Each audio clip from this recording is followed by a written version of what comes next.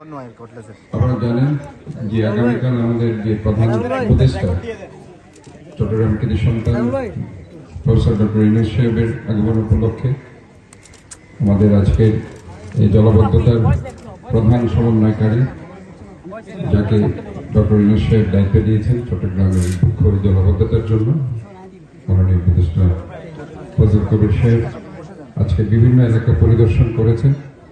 বিশেষ করে Agrabad box culvert, Mohishkal switch gate, পানি উন্নয়ন বোর্ডের যেটা নাজিব খাল সেটা একটা সুইচ গেট, এবং আজকে এখানে বিরজা খাল যেটা জামাত ইসলামী বাংলাদেশকে আমরা এটা খনন করার জন্য দিয়েছি। তার আগে বাংলাদেশ জাতীয়তাবাদী দলকে একটা নাজির পাড়া খাল সেটা পরিদর্শন করা হয়েছে। তো এখানে সর্বশেষ এই বিরজা খাল আমরা এখানে এসেছি এবং এখানে বোধহয় 20 দিন আগে কাজটা আমরা শুরু করেছিলাম। 23 দিন আগে কাজটা শুরু হয়েছে। কাজের প্রায় 60% কাজ আমরা বলতে পারি যে এটা অগ্রগতি হয়েছে।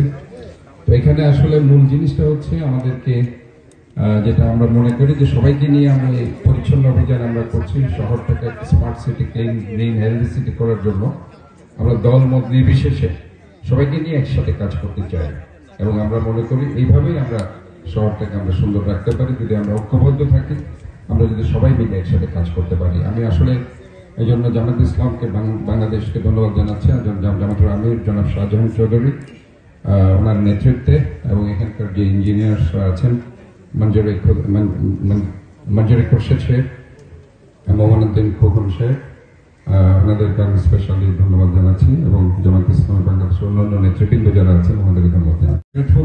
উনি আজকে এর মধ্যেই আপনারা জানেন যে আজকে যে বড় বিনগুলো আপনারা দেখতে পাচ্ছেন উনি সরাসরি বন্দর থেকে এটা চট্টগ্রাম সিটি কর্পোরেশনকে নিয়ে দিয়েছেন। আজকে আমরা সেটা ওনার জন্য কৃতজ্ঞ, এবং এর মধ্যে 100টি ভ্যান গাড়ি উনি চেয়েছেন এটা শিল্প গ্রুপের কাছ থেকে, এটা আমরা কমিটমেন্ট পেয়েছি, এবং ইনশাল্লাহ আমরা আশা করছি আমাদের যে 300 কোটি টাকার 350 কোটি টাকার একটা ইনস্ট্রুমেন্ট এই খাল খনন করার জন্য, খাল পরিষ্কার করার জন্য, রক্ষণাবেক্ষণ করার জন্য প্রায় 2022 সাল থেকে প্রজেক্টটা পড়ে আছে, সেটার ইনশাল্লাহ অগ্রগতি হয়েছে। আশা করি সেটাও আমরা পেয়ে যাব, তাহলে পরে আমরা পরবর্তীতে খালগুলোকে আমরা ঠিকমতো সংস্কার করতে পারবো।